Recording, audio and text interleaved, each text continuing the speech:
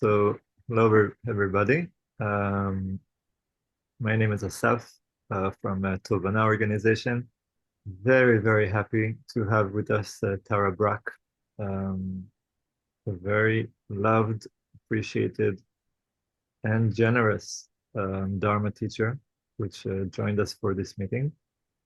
Um, so this meeting is being hosted by Tovana, which is a meditation and Dharma organization in Israel, working to allow and bring the Dharma teaching into the Israeli public, and more whoever wishes to join, through mostly through retreats and also through courses, and been doing it for many years, all completely based on Dana, on the free giving of the heart. And we're very happy to have with us teachers and who come to support the Sangha, the community of practitioners, and generally people in Israel. So we asked Tara in these days, just between the 7th of October and Yom Kippur, which is, I would say, an um, emotionally special time for us. So to come together and reflect of what is happening now in our country, in this region of the world, and maybe bring some insight into our minds and hearts. So what we'll have in this meeting is I'll shortly pass it into to Tara, the to host us, and we'll have some time for meditation, then some reflection. We'll also have breaking into small groups so we can discuss a bit more, and later on we'll also have some time for questions. I'm saying already from now that the chat is closed for now, that you can also only write questions, messages to me. So please, if you have anything to write, just write it to me. And also in the part of the questions, there will be, I'll repeat it then, but you can either write, and I might choose a few people to ask questions vocally, but generally it will be written. Okay, so I think we can begin. I mean, we did begin. I think we can pass it to Tara. Thank you, Tara. Thank you, Asaf. And wow, it's good to see you. I just kind of gazing at you and realizing I recognize some people, and new friends and old friends. So yeah, so I was with Tavana, came in the end of 2023. So yeah, it's really good to be back. And thank you for coming. So I guess I want to start. I mean, Asaf used the word special time. It feels really intense. Feels intense, everything I pick up. Just want to say my heart is with you in that. And it feels like just the timing of Yom Kippur, that it's just having a sacred time to pause together feels so good. It feels right. And reflect together. I often use the word refuge, like what brings us true refuge, like a sense of a larger belonging, connection, healing in these times. And I thought we'd start right in with a short meditation. I'm going to do two. I'm going to start with a short meditation and then do another reflection before we break into smaller groups.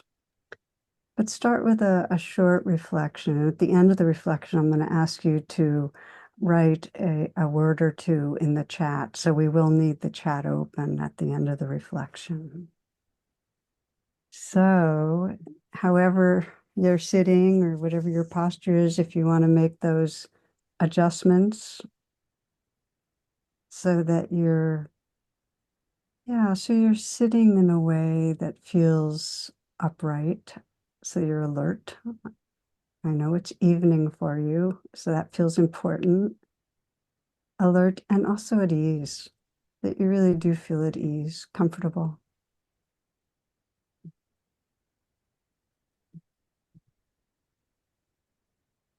Some might want to close your eyes or at least lower the gaze and just sense what it's like inside right now.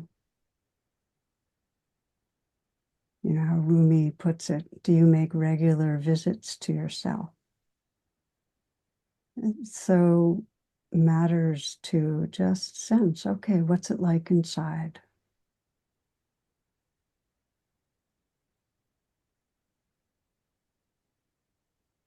And we can collect our attention beginning with that universal practice of breathing together, just breathing together. So we're creating a sacred space together with our attention.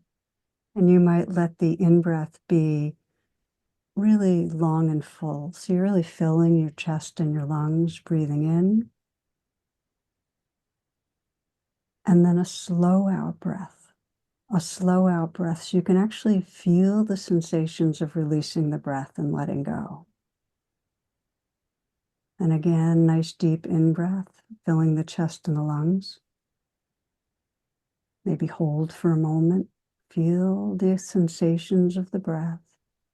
And then slow out breath, smooth, releasing, letting go. And again, nice full deep in-breath.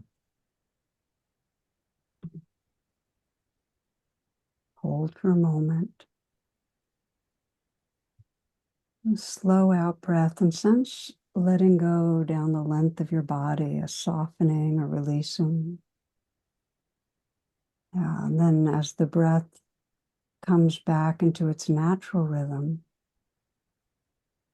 notice the quality of presence that's here.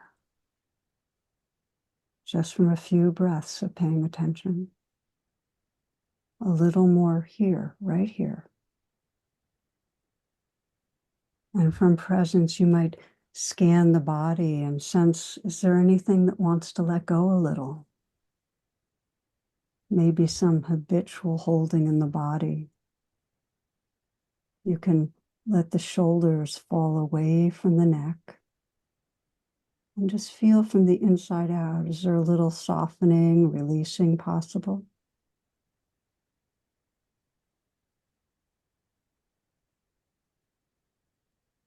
Can you let the hands rest in a very easy, effortless way? Let them be soft. Notice the sensations inside the hands. And if you soften a little more in the hands, how you can feel more aliveness. Let the chest be open. And let this next breath be received in a softening belly. This breath.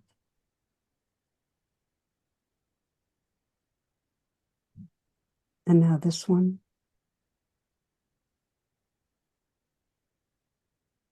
And again.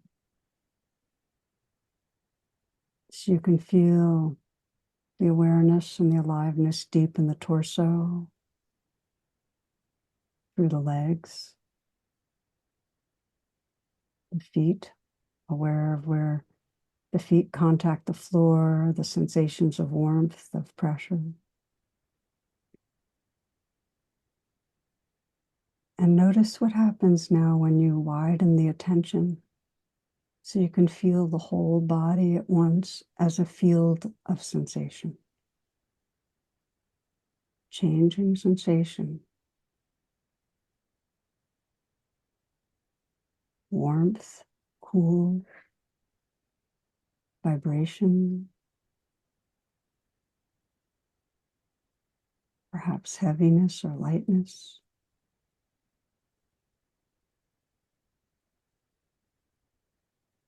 Sensing in the midst of the sensations, the movement of the breath again.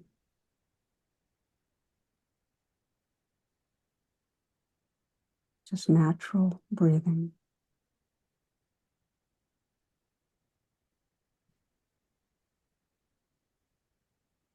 Feeling the breath at the heart.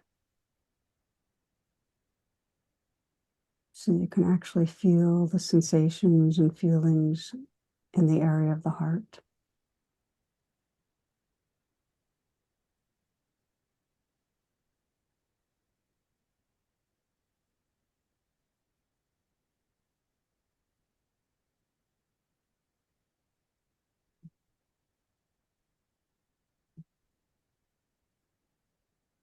I invite you now a little bit of visualization.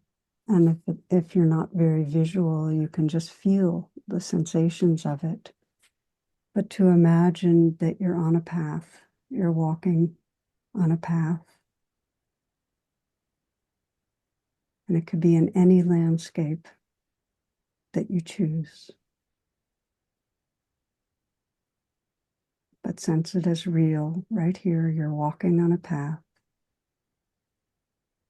And that you're going to be turning a corner and seeing a landscape that represents the state of your heart.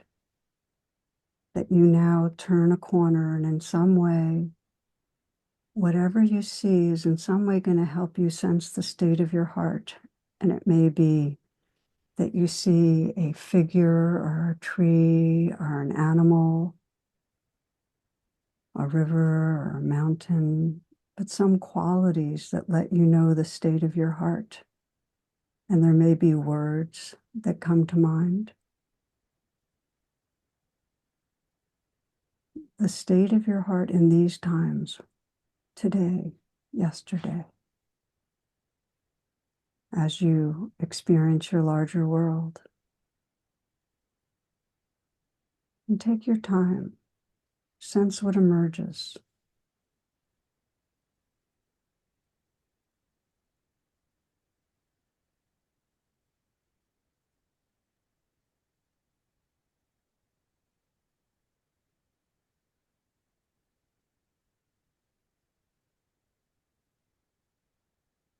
Seeing something that in some way expresses the state of your heart, the feelings that are most predominant. And as you meditate and reflect, bringing presence to the state of your heart, as you're ready, you might write one or two words, feeling states that you're aware of. One or two feelings that in some way are part of the state of your heart right now.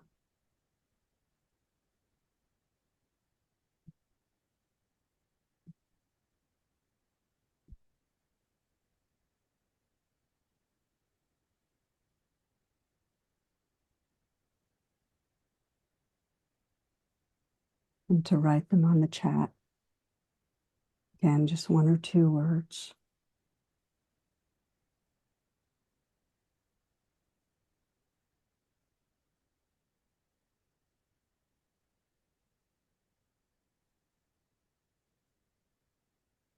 Sad, calm,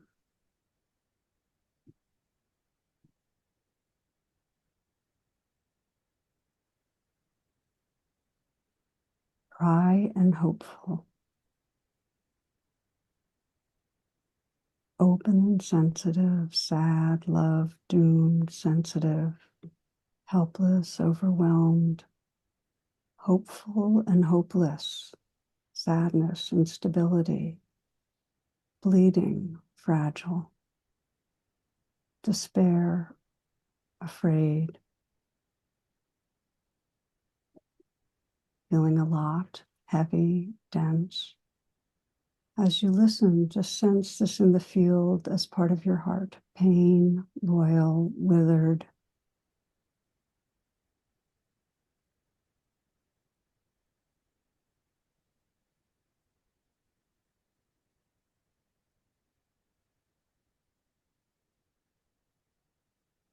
Broken.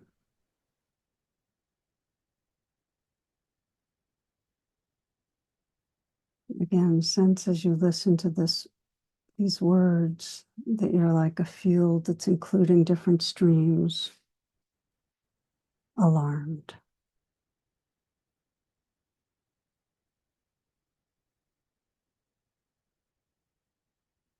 Heavy weight. Ambivalent.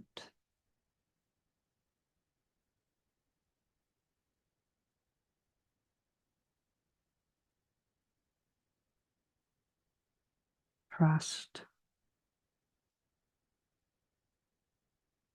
So just sensing this whole range, which feels rich and real and natural. I'm appreciating your honesty and your presence and taking a few full breaths. And as you're ready, when you're ready, just opening your eyes.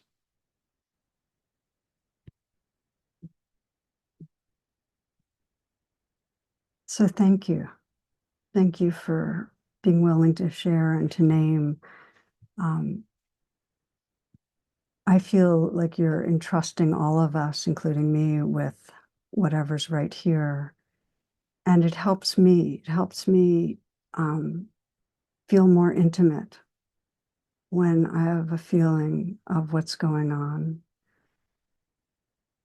I'm going to read the last one. Continuity, stable within, on a long, slightly upward path, appreciating being alive.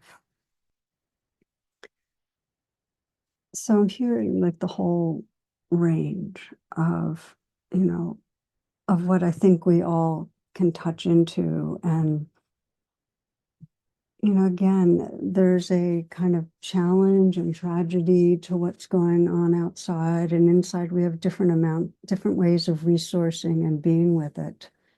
But inevitably, when our wider society is in tumult and trauma, it has a huge impact on our nervous systems. And we are the world. There's interbeing, we feel it. So that's why I wanted to just invite forward whatever's true right in this moment. And whatever's here, it's a call for attention. If it's something that is resourceful, like trust, then how do we deepen that and how do we share it with others? If it's something difficult, how do we allow it and accept it and find whatever healing is going to be helpful? And I just wanted to share a bit with you that in recent times, I've been with a lot of people in atmospheres of trauma and whether that feeling either overwhelmed by difficult emotions or depressed and despairing, and then all the different gradations. Some are in zones of human violence, as you are, of war. Some with very direct impact. In the United States, some target of race-based violence, some terrified by the surge in anti-Semitism. Last week, some of you may know about this, we had huge hurricane. I know a number of people lost their homes. One woman I was with a couple of days ago, she was there when an entire family was carried downstream and drowned in the floods. And so we're talking about really horrific. So that's the inquiry. What helps?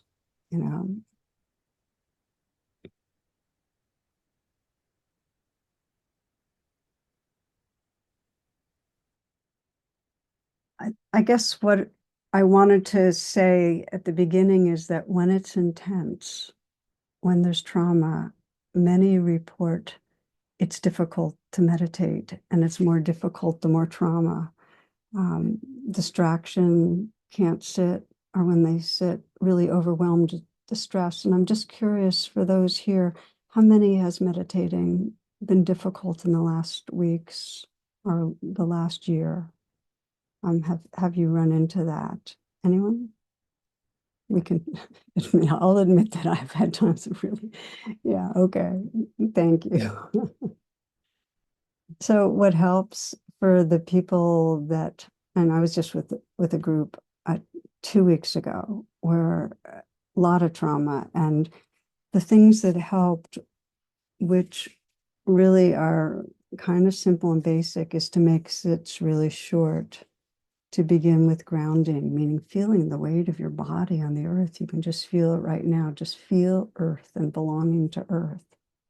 Seeing exactly what's right around you. I've had people that just say, well, I'm looking out a window, seeing a tree, feeling the smooth wood of my desk, feeling the texture of my sweater, really grounding in what's right here.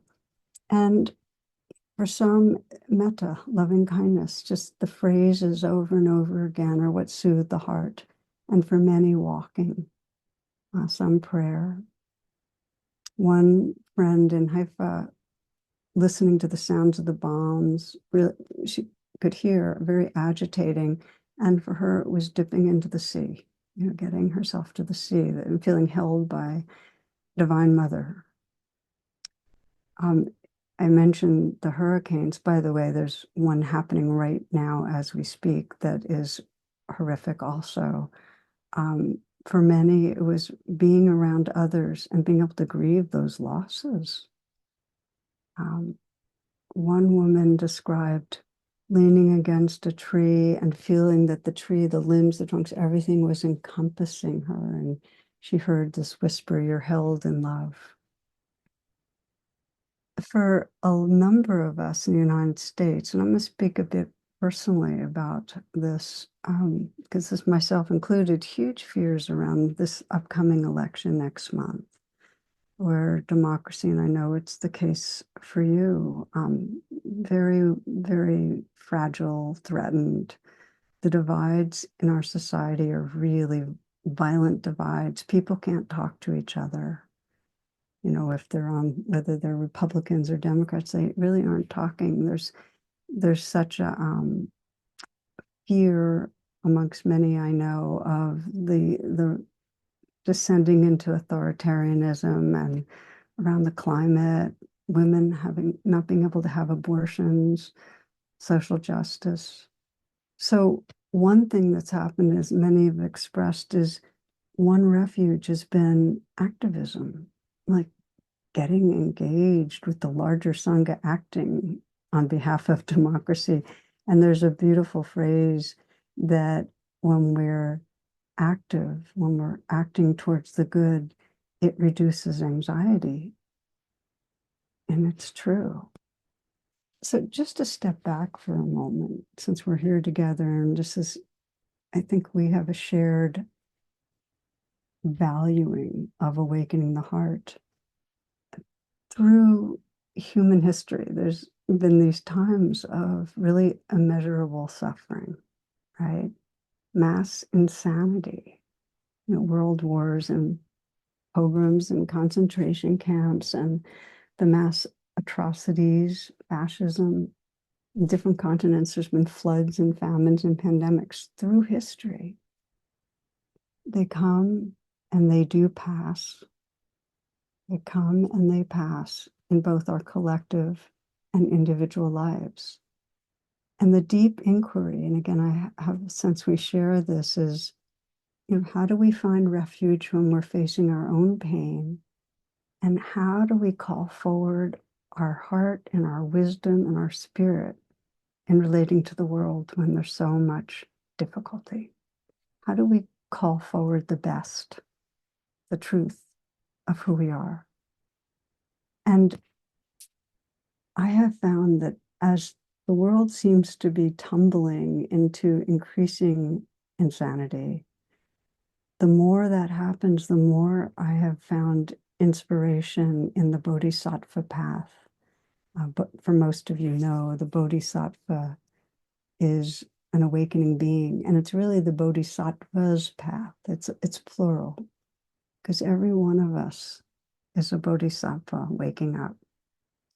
And it helps me to think of that, of the past and the present and the future, all the caring beings through the centuries that have kept a sense of dignity and a steady heart in the midst of the kind of tragedies that are happening in current times.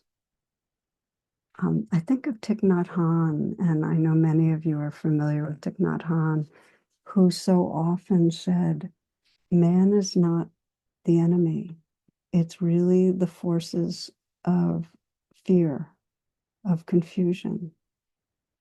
And I was at a retreat with him 35 years ago or so. I was just remembering. I mean, it ages me. But it was about that. And they were telling a story during the war in Vietnam that he and other monks they were all really young. I mean, just think of this. They were in their late teens and their early 20s. And they were doing what they could to help with the suffering in Vietnam, bringing food and medicine to people. But they refused to take sides. And the United States suspected that they were Viet Cong. And the Viet Cong considered them the enemy. And one night, their encampment was bombed, and all but a few of the monks and nuns were killed. These young people, like, gone. And the few survivors were asked to make a statement. And their statement was that those who did this, they're forgiven, and because the violence was done out of ignorance. Just keep thinking of that these young people doing that. And then I think of, this is, I think, 5 years ago in my country, Charleston, South Carolina, white man went into a primarily Black church and massacred 10 people. And afterwards, the relatives of the victims stood up one by one in the courtroom. Each one of them offered forgiveness to the man who's accused of murdering their sons and mothers and grandmothers in cold blood. I sometimes say, could I do that? And I have no idea, because I have not been through it. And I say that in all humility to you who may be having lost someone very tragically to cruelty. So I say that in humility. I don't know. I don't know my capacity for forgiveness. I share it because it feels so important for all of us bodhisattvas on the path to remember the potential of the human heart, this potential to free ourselves from hatred and blame, and to see that all beings are struggling, they're vulnerable. So the grounds of the Bodhisattva path, and this is what has been like calling to me, is not to give up on cultivating compassion, not to give up on living from compassion.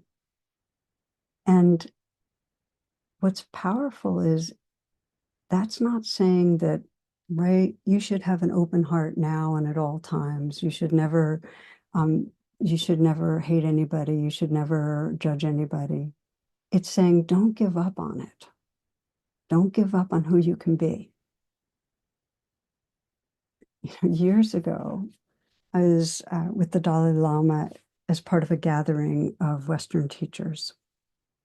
And he said something like, I don't know why people like me so much, but it must be because I practice bodhicitta. And bodhicitta is the awakening heart.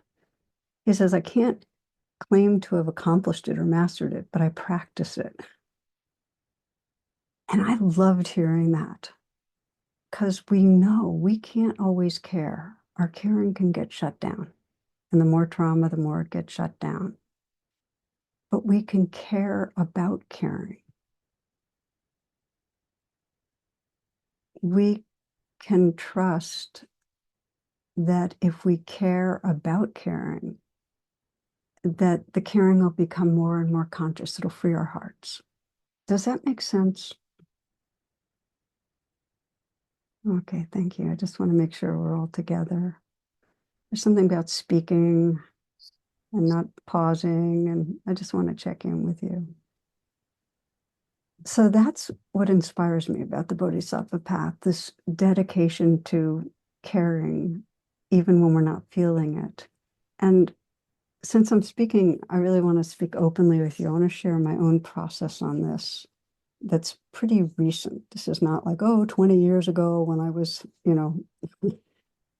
So here I am in the United States where there's a huge alarm. Somebody used the word alarm, huge alarm about the collapsing of democracy, and a lot of fear. It's kept me up at night about this election. I have friends who have families immigrated to the United States, not even that recently, who will be forced to leave if Trump wins. I know trans teens, I've worked with a number of them. so many vulnerable women, climate, it's scary.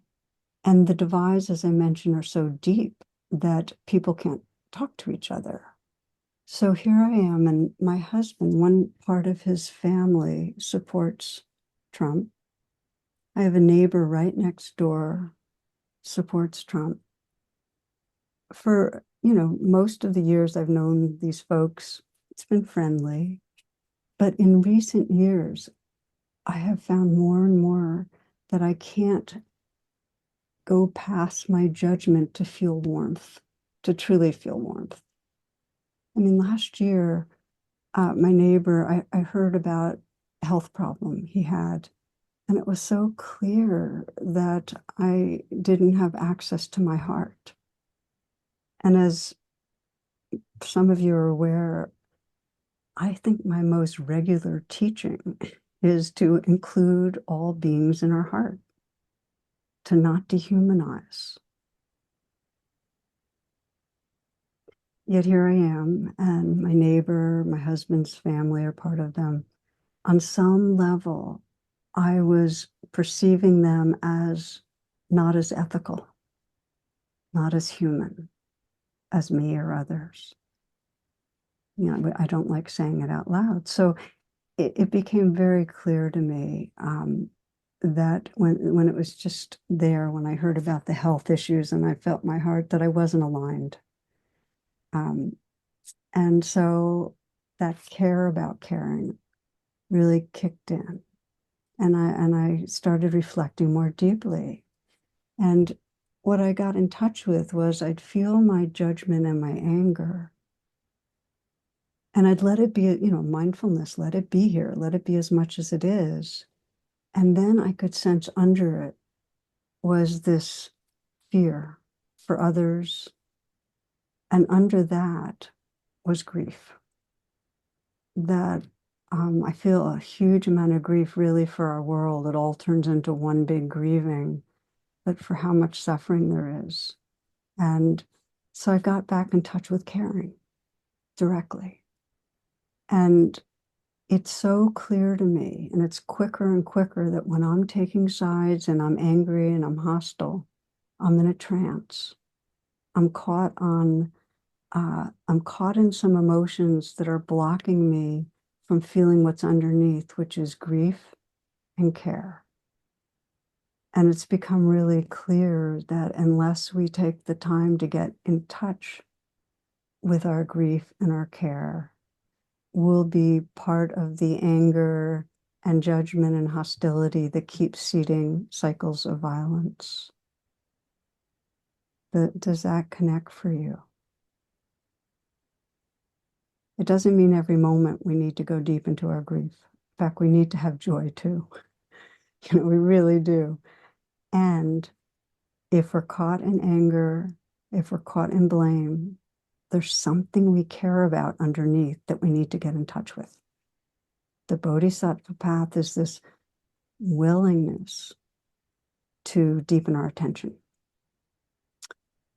So I can say for myself that that it helped soften my heart to do that process, that I could sense with my neighbor much more clearly, feel his vulnerability, his loneliness. And I watch day by day. All I have to do is read a newspaper, and I, in a moment, can go into taking sides and feeling judgment. So this is an ongoing practice, and it really helps to do it in community. I'm finding more and more how if I'm with community and we can name the reality of feeling anger or judgment or feeling fear or feeling grief, I realize it's impersonal. I'm not alone in this. And that is so freeing. Maybe the last thing I'll say, because I want to move into a reflection with you. A couple of years ago, I met online with Ari Aratane. Some of you may have heard of him, but he's known as the Gandhi of Sri Lanka. And he has created really a a society based on Buddhist principles of Sangha, of everyone awakening together. He's called Ari, and when he first became known, Sri Lanka had been in a civil war for 26 years. It was brutal, horrible war between Buddhists and Hindus, basically. So there'd been hatred for generations. And he began this repair process of having people get together, meditate together, help each other rebuild villages. Very beautiful. But what he did that just really gets to me is he created a 500-year peace plan. He really understood it takes time. It really takes time. And it helps me because I love to imagine that our great-great-grandchildren, ours and those that we may in some way feel we're in opposition to, our great-great-grandchildren can be walking together holding hands, that they'll actually know the realness of being family that we may not be able to perceive at this time in this generation. So our invitation is to sense how what we do today, what we think, how we feel can move us towards that. Whether we're hopeless or hope-filled, what else is there to do but take a step in the direction of loving? Just it comes from the Bodhisattva's care. So with that for now, let's reflect again. And if it helps you to move around a little bit before you sit still, I find it does to me, just to get you in your body, just take, 20 seconds and stretch or move in whatever way serves you. Okay.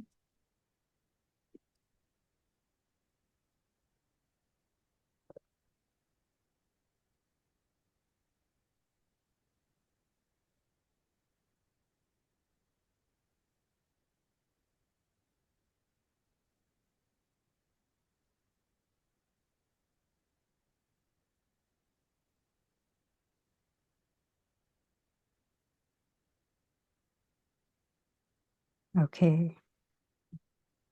So again, let your eyes close or your gaze be downcast and feel your body. Let the attention go inward. Take some moments to let the breath collect your attention.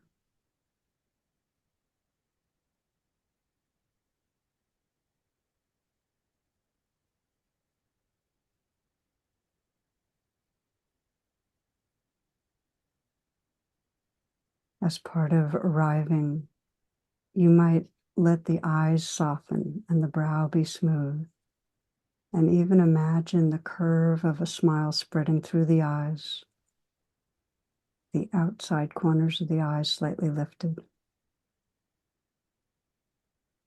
Slight smile at the mouth, very slight, but let the inside of the mouth feel the smile. In Taoist and Buddhist practices, this image and sense of a smile helps us to relax our nervous systems, open up some. You might imagine and sense the curve of a smile spreading through your heart. So you're smiling into your heart. Breathing, smiling into the heart, letting the atmosphere of the smile, that sense of openness, receptivity, ease spread through your body. Just to invite that, the smile of the Bodhisattva.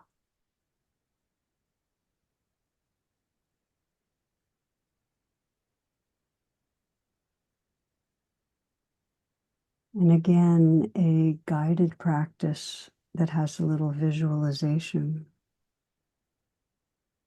is to imagine into the future, could be 5 years, 10 years, 20 years, your future self as really a more awakened version of the Bodhisattva. Your future self as more of embodied, more sensing your spiritual heart awake. You just imagine your future self at whatever age you are. If you're younger, you can imagine further ahead in time. For some of us, it's not as long. But to imagine, and even imagine perhaps what your future self is wearing and where you are, in what place or space. This is kind of an experiment of the imagination. And sense the kindness and the wisdom that comes through the face and presence.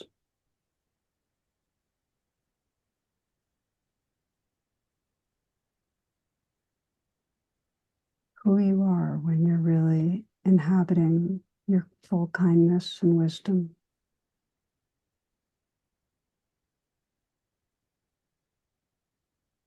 And now sense that you can bring your current self to engage with your awake bodhisattva being. And just bring whatever might feel difficult, whatever right now feels difficult, wherever you might not be reconciled with your own heart. Whatever's challenging.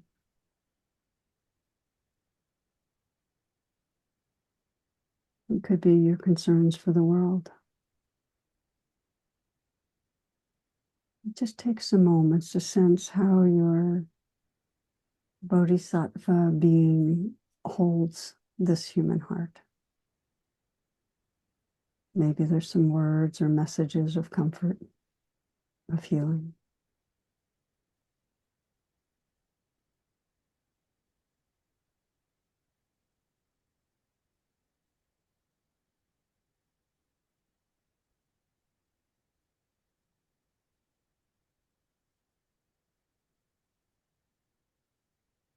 Looking outward at your current world, at the suffering around you.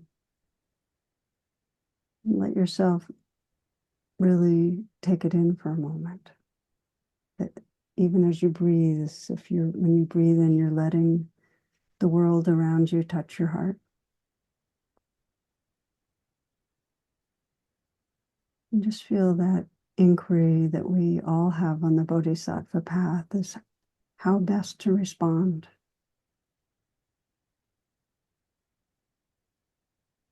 And again, just sense how your Bodhisattva self guides you. How can I respond to my world? What really is being asked?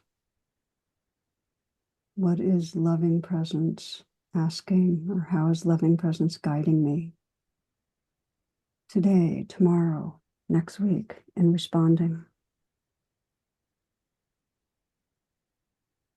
Maybe it's a kind of confirming of what you're already engaged with, or maybe there's something else. But just listen and feel whatever message, whatever guidance your spiritual heart is offering.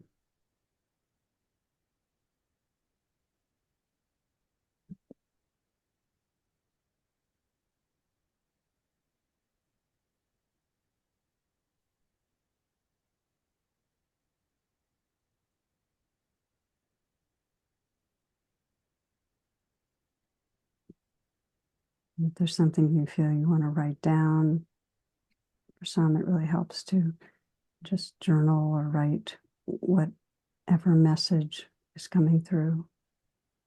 For some it may be just more of a feeling. Some may feel numb or disconnected. Anything that happens is fine. This is just a spiritual experiment of reflecting in this way.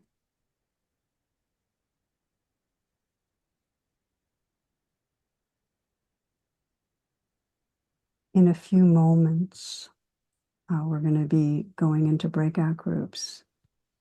And the invitation is to take 3 minutes each to share whatever you experienced in reflecting and encountering your inner bodhisattva. So 3 minutes, and then there'll be a little bit of time for informal, and then we'll come back again. It'll be 15 minutes total. Okay. Hey. Just 1 second.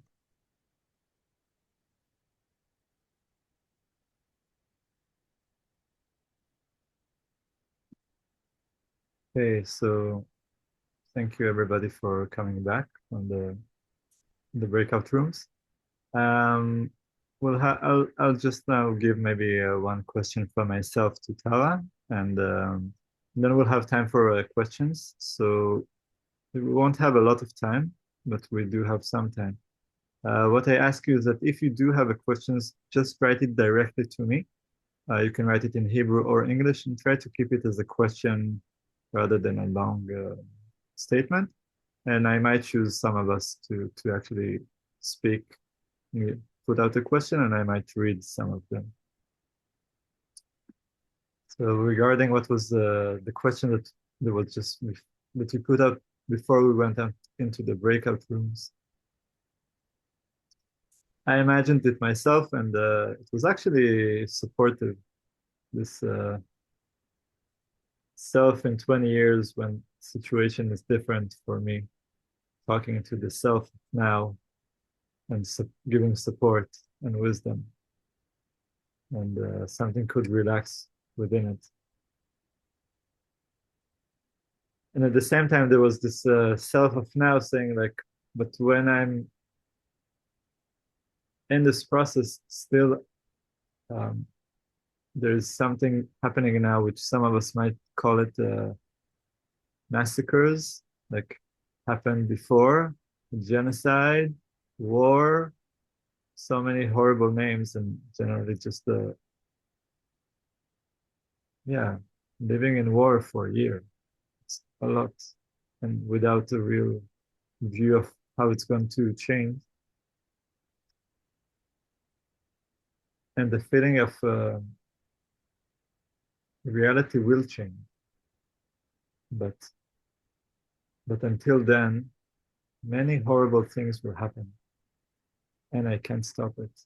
And that's something which is maybe for me difficult to bear. To live in this world within which suffering on a very wide scale constantly happen.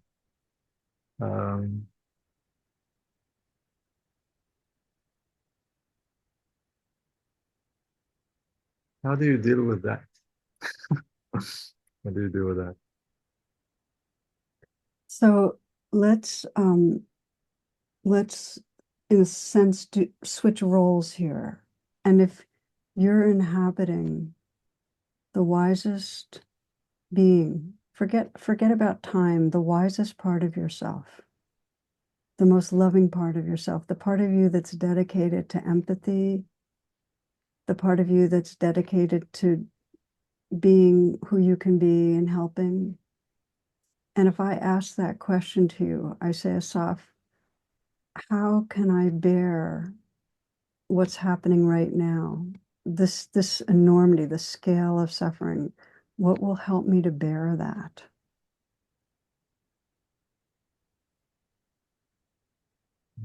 What came to what came to me is just like the wish to cry a lot, to deeply experience this whole huge pain and just cry it out, like not to I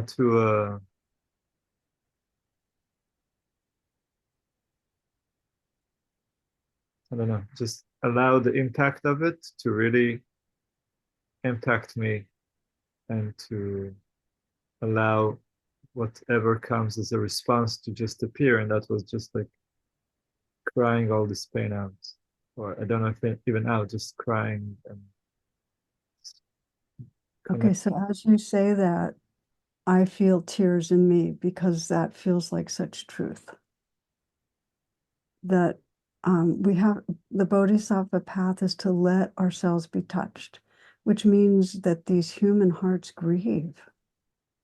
The sea of tears, but it's the only way. Because if we grieve, then there's a huge space of tenderness. And then we respond. We respond as well as we can, but there's more space and more tenderness because it's not like an individual self anymore. Once we've really grieved, we touch into kind of the shared heart space. So I don't want to add more words, but to say what you said totally resonates, that we need to take the time to grieve.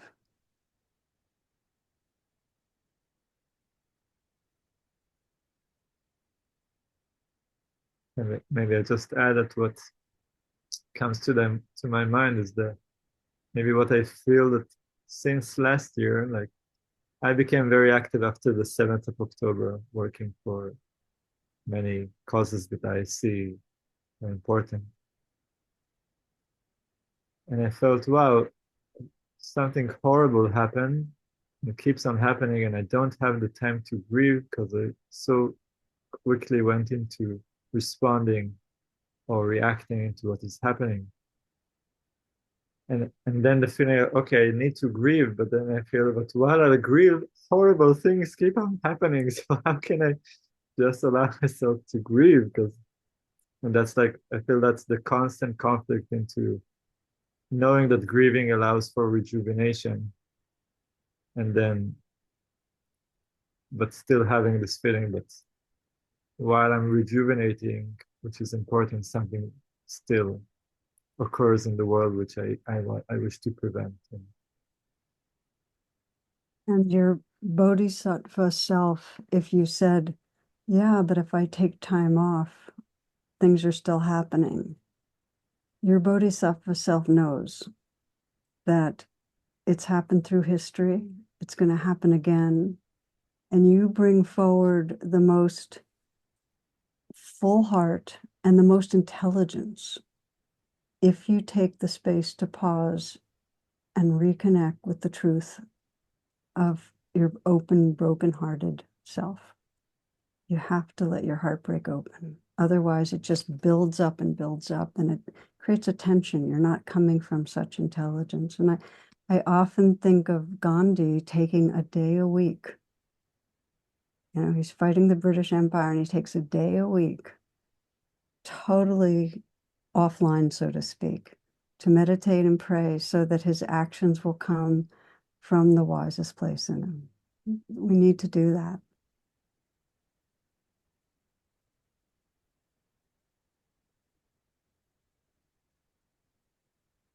Thank you. Thank you for your caring. I feel it. Really.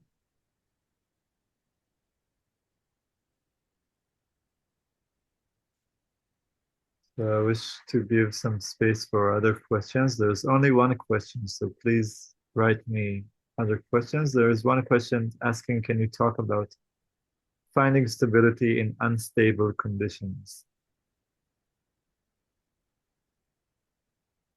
That's the whole. I'd need to hear more. Can the person asking, can we have a conversation? Sarit, do you want to open your mic?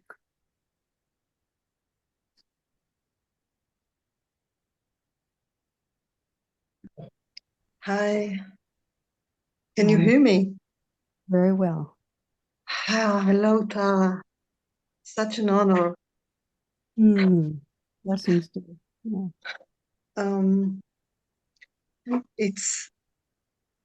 It's about, there's the unknown is overall. We feel it, we experience it every moment. My son just came back home from the Miluim, how do you say? He was recruited and then they released him to come back home.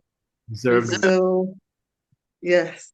So it feels like, wow, there's something about being present and as if stable, but instability is everywhere. Asaf, I see you.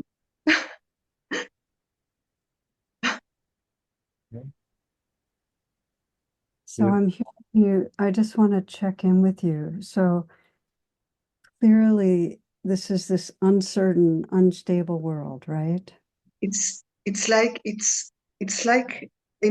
everything that exists now, it's instability, and I'm practicing daily for years, Yeah, and I'm noticing how unstable the situation is, that's and right. how can I find moments of stability. Perfect. So tell So me what helps you, like right in a moment, like here we are, really here, we're here, right? And we're feeling each other. I can feel that. yes, What helps us in this moment find some quality of a steady heart of presence in the midst of this utterly radical, impermanent, changing world? What helps us? connect with my breathing, Yeah. looking at you, appreciating the moment. Yes.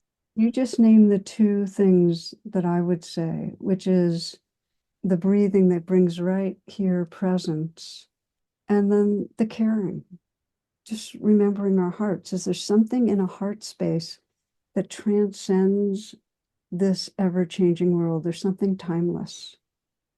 And now I'm speaking to all of us that you can touch the timeless in the midst of the chaos, in the midst of this changing forms. Everything's living, dying, living, dying. You can touch it in presence and love.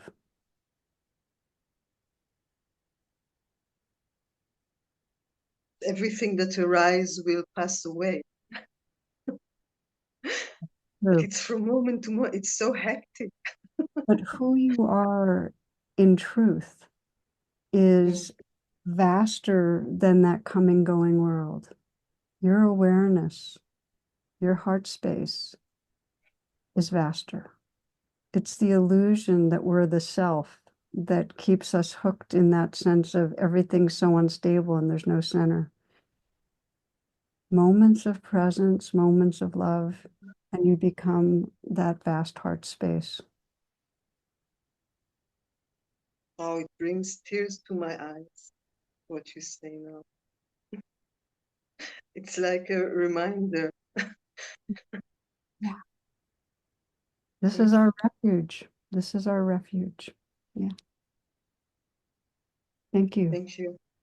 Yeah. Thank you, Tara. Thank you. Appreciate your work so much. Thank you, dear. So I will read a few things which came in the chat. So there was a question, an ongoing question about how to do something for democracy, as you said, about the difficulty you have in what's happening in the States. How do you create activism this time? How do you bring people out to do things? And phrasing it differently, she said, we don't have monks to go and resist. So our nephews go to reserve duty, and we're too connected to us like Dharma people. So how can we support people to resist the war or to choose democracy? And another question from another person saying, how to accept such human brutality behavior? How to accept such human what? Brutality behavior. I want to start with the latter and say we don't accept the brutality in the behavior. What we're accepting is what comes up in us when we're experiencing that. So if what comes up in us is hatred, anger, fear, that's the place that we bring a radical presence to. There's nothing on the outside to accept. If somebody is mistreating me, I'm not accepting them or the mistreatment. I'm opening to my feelings of being a victim or being hurt or being angry. That's always our starting place. Start with what's coming up inside you. Otherwise, it gets very confusing. Like we're in some way approving or condoning something that's harmful. Does that resonate? This is really the difference between a spiritual kind of radical acceptance and some idea that we're accepting something outside in the world that's not ours to accept. We have to respond wisely. The thing I like the best that I often go to is the image of a strong back and a soft front. And the strong back says, I'm responding with clarity. I'm going to do anything I can to prevent more harm. Anything I can. And I'm going to do everything I can to create the foundations for a better world. And the soft heart is, and my deep bodhisattva dedication is to keep caring in as inclusive a way as I can. And they have to both be there. If we only have that soft heart, we're going to get stepped on, we're going to get destroyed in some way. And if we only have the strong back, we're just going to contribute to the violence. So I hope that's helpful to those of you that are grappling with this. And then I guess the first question was about how to encourage people or how to gather together and how to challenge what's happening to democracy. And I'm not completely clear what the question is. So generally it was how can we support people to resist the war or to choose democracy? And I think if I get it right, also think this feeling of that we are like we have this connection to Dharma, and I think maybe the Dharma has a specific feeling in Israel and maybe the West in general of how Dharma people are to. Okay, I get it. Yeah. Not sure if that's the question. Maybe it's what I want to ask. Sure. Well, but it's a good one because Dharma's evolving. Dharma is what we create it to be. It's taking a different expression all over the world. And one of the important evolutions in Dharma, in my view, and Gandhi again said it, he said, if you think that politics doesn't have a spiritual foundation, you don't know what spirituality is, that there's not an inner awakening without an outer expression in our society. And there's been, I think, too much of an emphasis on the individual on the spiritual path in Buddhism in the West. On, how an individual can feel better, can feel happier, can feel more peaceful, etc.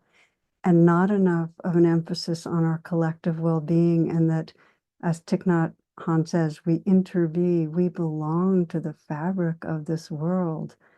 And if our inner practice is to wake up our heart, our outer practice is going to be to express that caring in our society to some degree, whatever way fits us. So it may be that, you've got so much going on in Israel right now that's the direction of evolving the Sangha, to realize that when there's suffering around us, it's part of our heart and we need to respond in some way. That's part of the Dharma. And that may be something to explore together as, time goes on. Like, how do we have our activism be truly grounded in wisdom and compassion and not get into the bad othering? And that feels like a really critical question.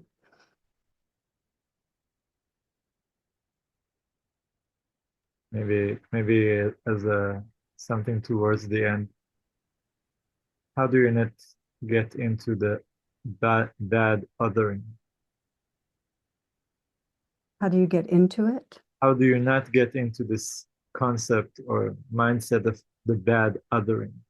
Yeah. Well, first of all, the more trauma, the more it's natural for the emotions and the mind to bad other.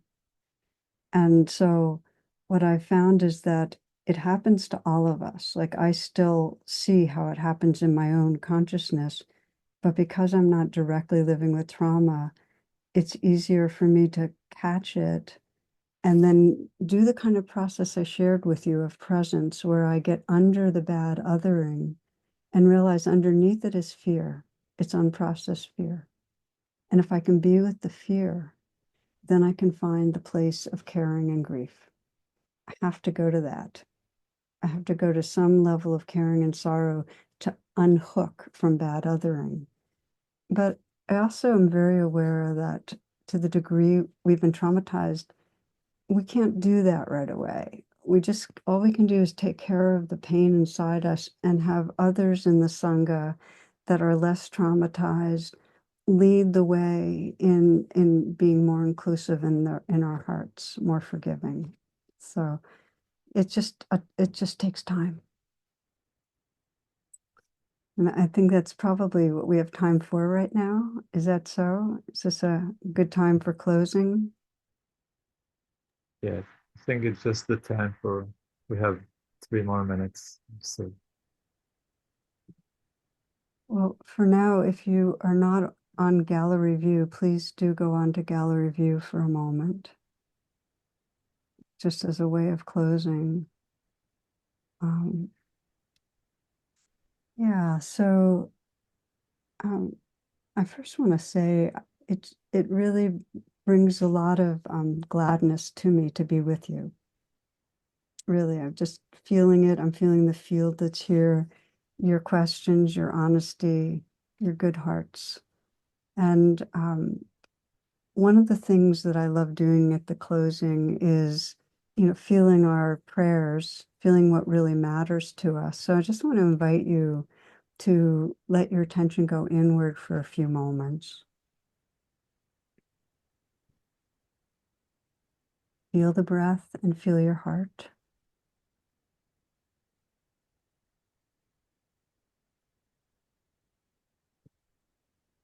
I think of prayer as the voice of awakening awareness. It's the voice of our awakening heart, the inner bodhisattva that's calling us home. It's one of the forms of homecoming. It's a beautiful, powerful form. In Buddhism, it's often described as aspiration. And so as we close together, just to feel what your prayer is, and first for your own heart. What are you really wishing for your own heart?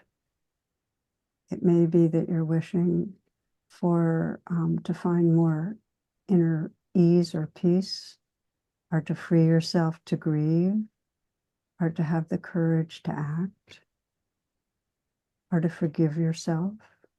What's your prayer, your wish that you sense? It's almost like, what is your inner bodhisattva wishing for yourself?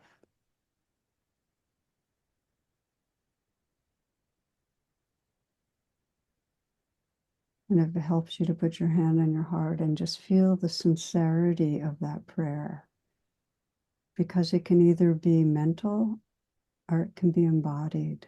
Prayer is powerful when it's embodied.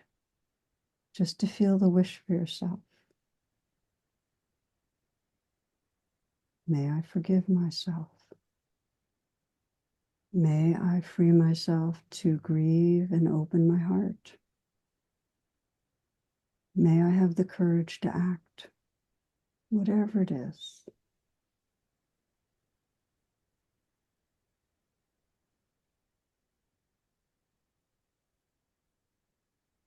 And then feel as you widen your attention to all those that have gathered, and sense that there's a heart space, a more collective space.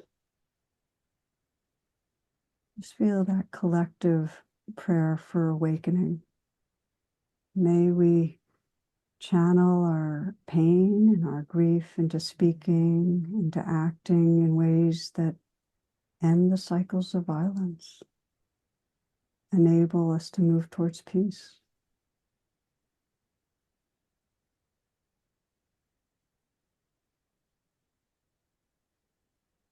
And finally, to sense our capacity to look at others and see beyond the othering, to see really the intrinsic goodness, to see the spirit that shines through another's eyes, the tenderness that lives through another's heart, and just feel that wish that that being can trust their goodness. And I invite you now to, if your eyes are closed, to open them and take a moment to look at each other. And you might choose one person, and you don't have to be shy because nobody knows who's looking at anybody, but choose one person and just sense their goodness.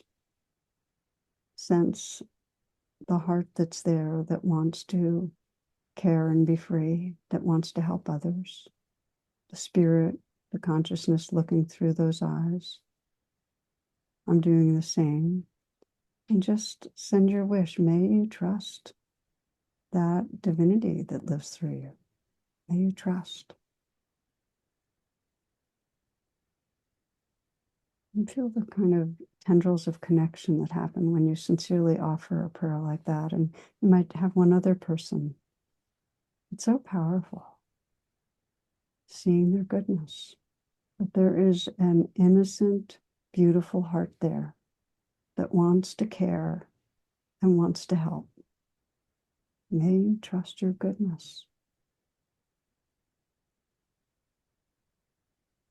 And one other person.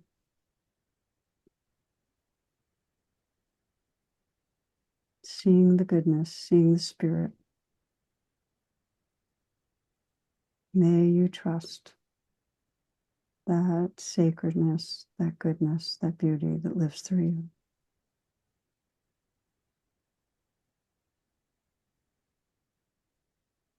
We often, namaste, I bow to that goodness. You might close, if you'd like to, if we can all unmute ourselves and just say goodbye to each other, bow to each other, namaste each other. That's a beautiful way to close. Namaste. Blessings, friends. Blessing. Thank you so much. Thank you. Blessing. Thank you. Namaste. you. Namaste. Thank you so much. Shalom. תודה רבה. So much. תודה רבה לכולם. To whoever wishes, there's a link to. Sorry, גמר חתימה טובה. just to say that to whoever wishes, put on the chat, we put on the chat the opportunity to give Dharma to Tovana, as well as to Tara. I'm very appreciative to all that support the meeting. And now we can say all. Thank you. Bye. May you all feel joy. Thank you, Tara. Thank you. Thank you, Asaf. Thank you. תודה. Thank you, Asaf. Sam. תודה. תודה רבה. תודה. גמר חתימה טובה.